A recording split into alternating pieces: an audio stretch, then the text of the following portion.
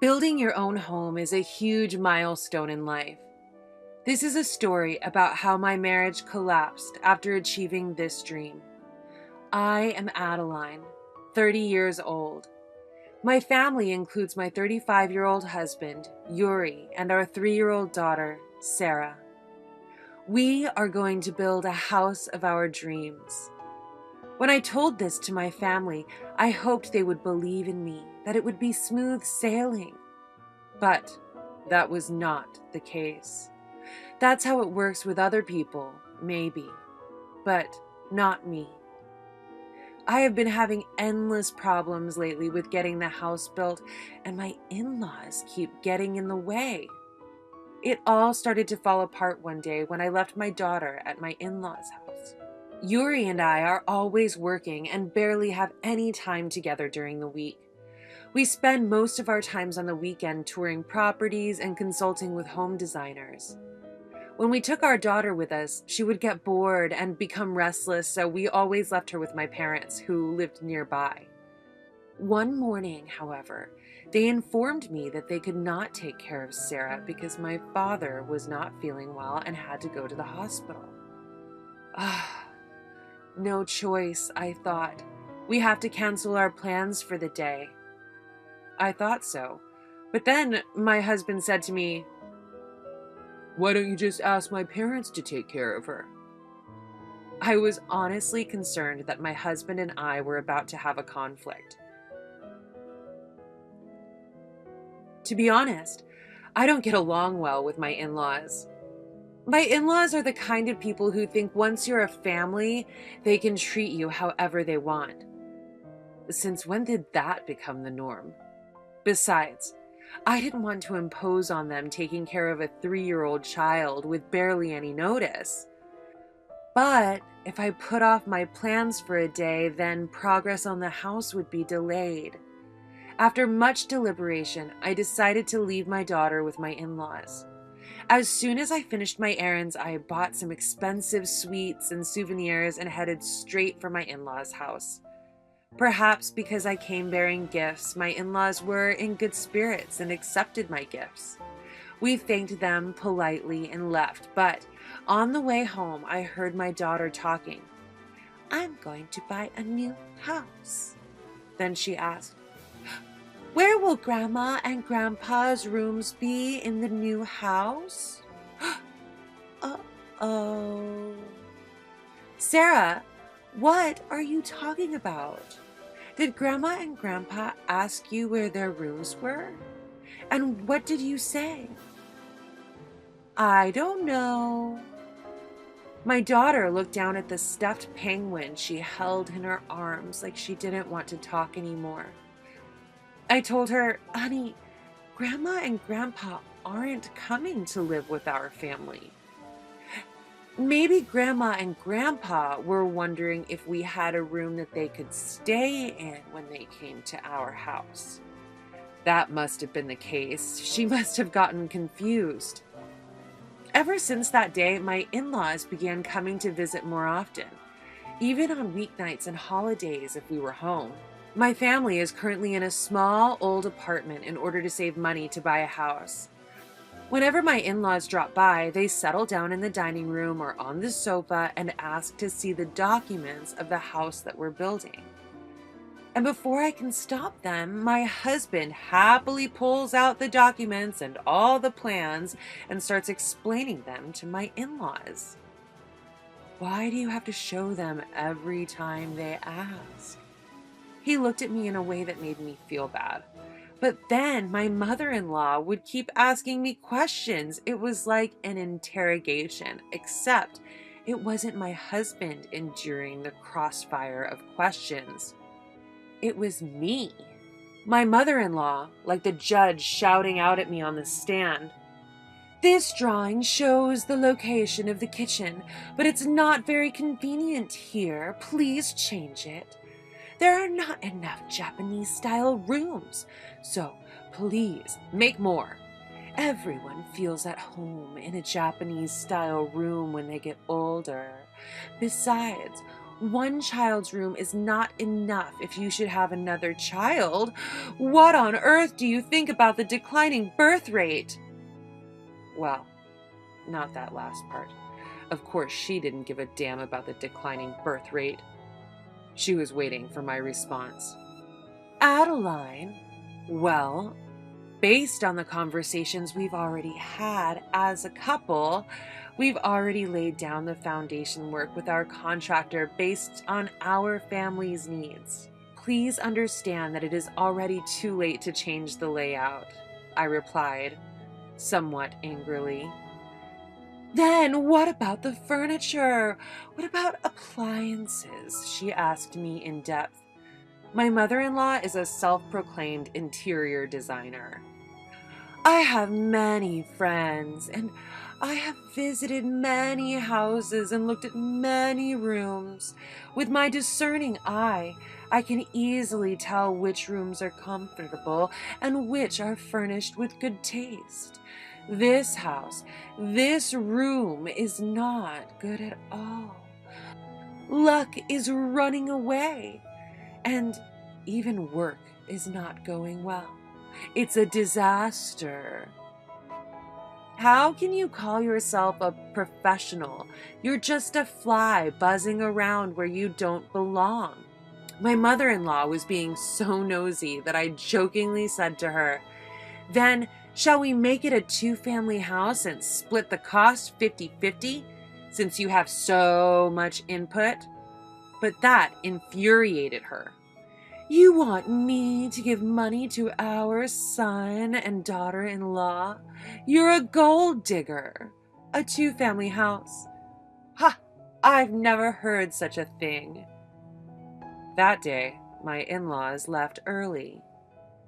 Go home. Go home. You are not my parents. You are my in-laws, and I don't owe you anything. You act more like my boss than my in-laws. Later that night, after putting our daughter to bed, my husband spoke to me in an exasperated tone. My parents are trying to advise the best they can, so don't be too cold to them. I don't mean to be cold, but they interfere in every detail about our house. They always try to corner us. They think we're their puppets and make fun of us. It's normal. There are parents.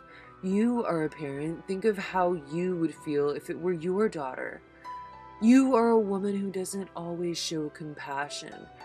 You need to cool down and think about what you're doing. My husband turned his back on me and would not open his mouth again. Of course they're parents. Your parents. But just because they're your parents doesn't make them a part of our family. It's not like we receive any financial support from them. They don't help us pay the bills, so they don't get an opinion. My husband told me to cool down, but instead of cooling down, I was so angry at his unreasonable attitude that I could hardly sleep that night. Soon after that, the house was finally completed. My family was very excited when we moved in and started living in our new house. But my husband came to me and said, my parents are moving in with us today, so there should be no problem that they occupy the larger room on the second floor and we can take the smaller one. Wait a minute. What the hell are you talking about? We agreed that one of the rooms on the second floor would be Sarah's. I didn't hear anything about living together. I didn't hear anything about any of this. Besides, your mother might not even like that room. She will. I've already shown them the room, so don't worry. I've already shown them, so don't worry. Your parents saw the room? When? The day before we went to see the house. Wait a minute, let me get this straight. Your parents came to see the house before we did? That's right. They said they wanted to see the house, so I lent them my key. It's okay to look at it. It doesn't hurt anything. My husband said in a tedious manner, as if the conversation was over, and returned to wiring the TV set he was in the middle of installing. It doesn't hurt anything? Oh, yes, it does, and big time, too. I didn't want to see my husband's face, so I left the kitchen unpacked and went upstairs. I closed the door and locked it. I needed to clear my head, which had become a mess of confusion and anger. I was really glad that I had left Sarah at daycare because I had to clean up so much moving stuff. I was thankful for the distraction. I was completely fed up with my husband and in-laws because of their sudden announcement that they were moving in with us. I don't want to be with them even for a second more. However, my husband and I just made a big purchase, a house. I had to stay calm and collected. Think about what you are allowed to say and what you are not allowed to say for my daughters and my future. I remained in my room thinking about what I should say and waiting for my in-laws to arrive. Just as my husband had said, they arrived in the early afternoon with a truck loaded with their belongings. They should at least welcome us. They have no common sense at all. Oh my God, you haven't even cleaned up the mess yet. You're such a waste of space. After a lot of complaining, my in-laws entered our newly built house as if it was their right to do so. I listened attentively to what was going on upstairs, and then I went out of the room and headed for the front door. I wasn't told that we were going to be living with you too. My first words of resignation were surprisingly cold. My father-in-law, perhaps annoyed by this, was quick to blame me. I told Yuri. It shouldn't be a problem, should it? But it is a problem. It was only this morning that I heard from Yuri that he invited his parents to come live with us, and I have absolutely no intention of living with the two of you, with such rude people. What? Yuri said it's fine. You think you can go against your husband even though you are his wife? Yes, I do. You think I'm a brazen wife, do you? If you don't like it, why don't you just leave? I knew it was no good. I've been thinking this for a long time, but the way of thinking is so different that I can't have a conversation with these people. As I remained silent, thinking about how to fight back, my husband flew in with a panicked look on his face. What are you doing, Adeline? Don't fight with my parents. Fighting? It's not like we are equals. I was being unilaterally abused just because I was his wife. And now my husband is blaming me again? I guess the apple doesn't fall far from the tree. Yuri, I can't live with your parents. Don't embarrass me. You are my wife, so you're supposed to obey me, your husband. I am a human being before I am your wife. Do you think that you can force me to obey you? My father-in-law, who was listening to our conversation, said, I don't want that kind of wife for you. I don't want that kind of wife in my house, he shouted loudly. Then my husband said, being my wife comes first. If you can't take care of my parents, we might as well get a divorce. I agree with my father. I understand. Then let's get a divorce. I said it loud and clear. Here was my husband initiating a divorce, and I, his wife, was agreeing to it. I prayed that the smartphone in my pocket was recording this exchange. I continued on, inwardly praying. Since we will separate and soon be no more than strangers, then please immediately return $259,778.88 that I loaned Yuri for the construction of the house. What? My in-laws shouted in astonishment. My husband lost his color and looked at me, his face white as a sheet. I explained the situation to my in-laws, who had no idea what was going on, in a very detailed manner. There seems to be some kind of misunderstanding, but Yuri did not pay a penny for the house. This house was built with only my savings. This is because he had no savings at all, as if he had no planning skills. Since we both worked and split the bills equally between us, we agreed to save the remainder in each of our accounts. But this person was wasting money and not putting anything into savings. "Oh, come on, Adeline. You can't go there."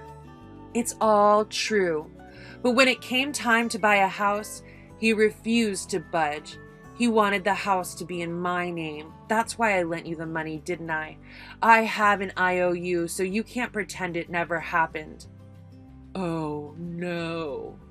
Leaving my husband and in-laws stunned, I quickly packed my suitcase and overnight bag full of my valuables, clothes, and my daughter's favorite toys. I made sure not to forget my daughter's favorite penguin under my arm. I loaded them into my own Mini Cooper and quickly started the car. I said goodbye to the new house I had known so briefly. Then I picked up my daughter from daycare and headed for my parents' house. My parents were quite surprised to see me show up out of the blue, dressed in sweatpants and carrying a large amount of luggage. "If it's too urgent or inconvenient, I can go to a business hotel," I said with reserve. Then my parents hurried to stop me before I could turn around and leave. I thought maybe they were just worried that I would be taking their granddaughter along with me. In fact, the opposite was true. They had sworn to protect me at all costs.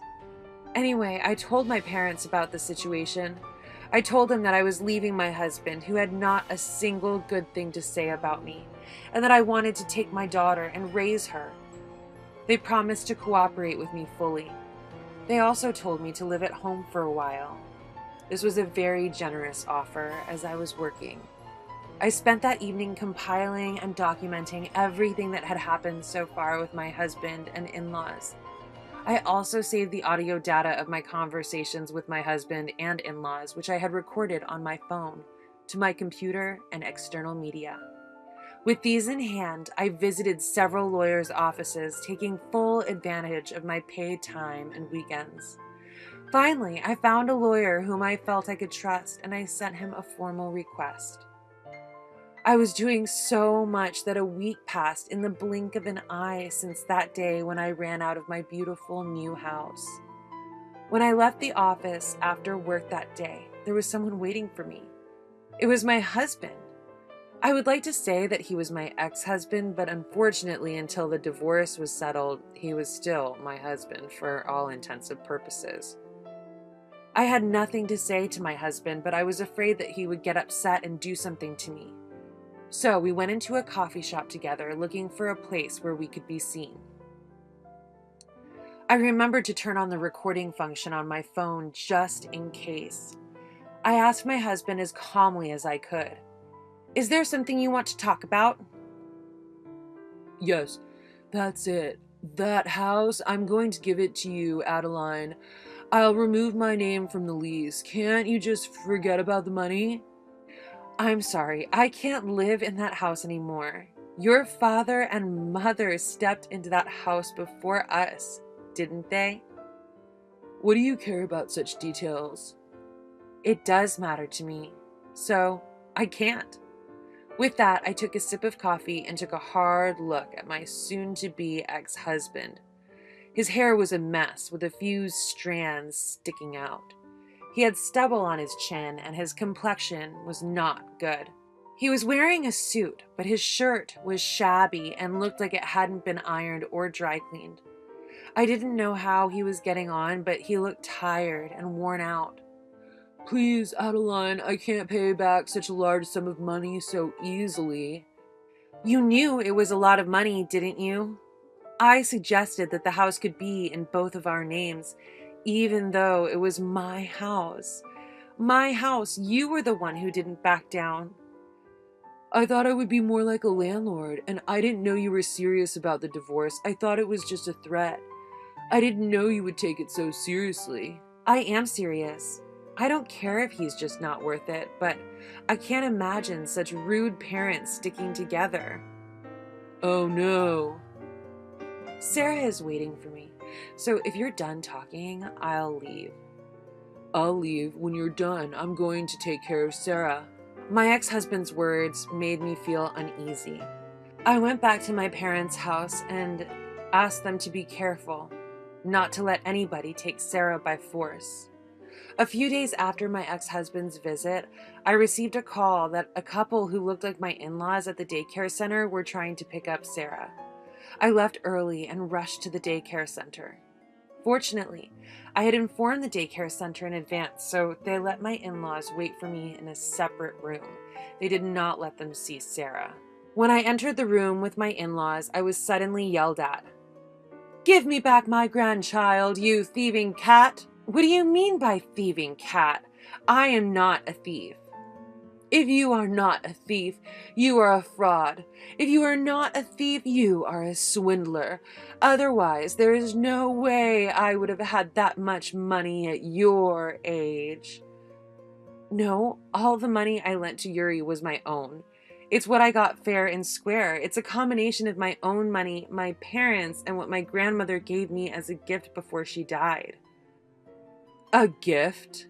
That's right. Every year they deposited the amount of money that would not be subject to tax into an account in my name. That total, the money from the sale of the stock certificates in my name, and my savings that I had been saving, all added up. "We can't believe it was really Adeline's money. You mean you didn't think to make a gift to our son before you died? You can do it now, can't you?" My father-in-law let out a groan and fell silent. My in-laws are showy, vain, and love luxury more than anything else. They are an ordinary working-class family, and since they do not have unearned income, they do not have a lot of savings. It is obvious that he would never have thought of making a gift during his lifetime. I am sorry, but Yuri and I are getting a divorce. I will take Sarah in and raise her myself. Please don't come to the daycare center anymore, as it will be a nuisance. After saying this, I put Sarah in the car and quickly returned to my parents' house. Despite my warnings, Yuri and his parents continued to visit several times after that.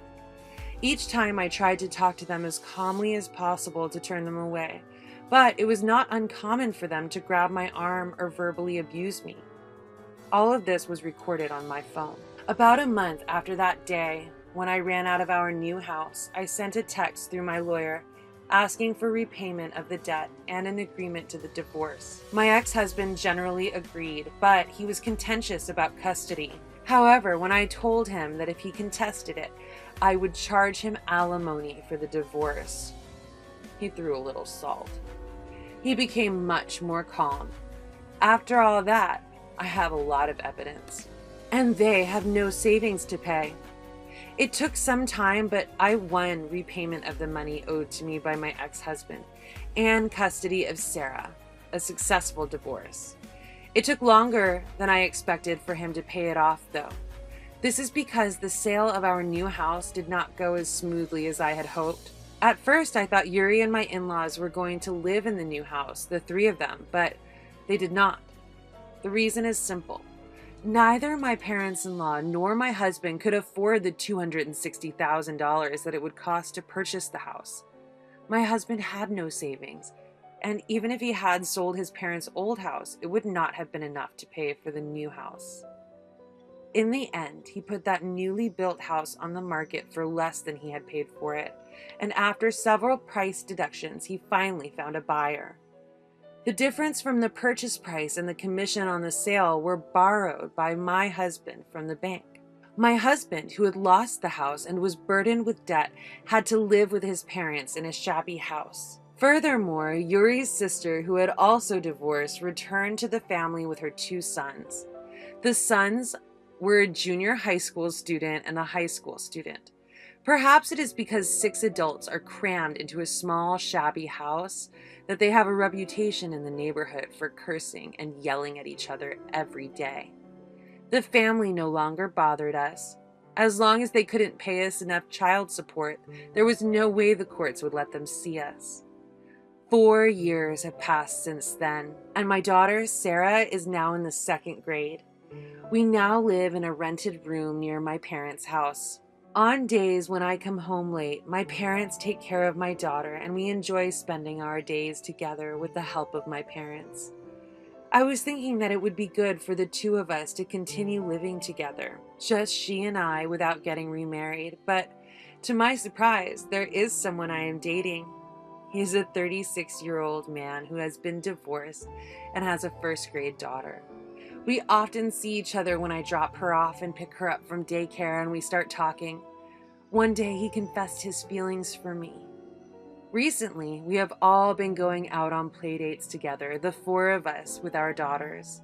The other day, Sarah casually said, "If we were to build a house, it would be nice if all four of us had our own rooms and if we could have a dog." My heart was pounding in my chest. The man who had actually proposed to me a while ago. I have my daughter to take care of, and he is waiting for my answer, but my mind is made up. I walked up to Sarah, hugged her, and said, "Yes, I do. I want to build another house. This time, I want to discuss it with the whole family and make it a house where everyone can be happy."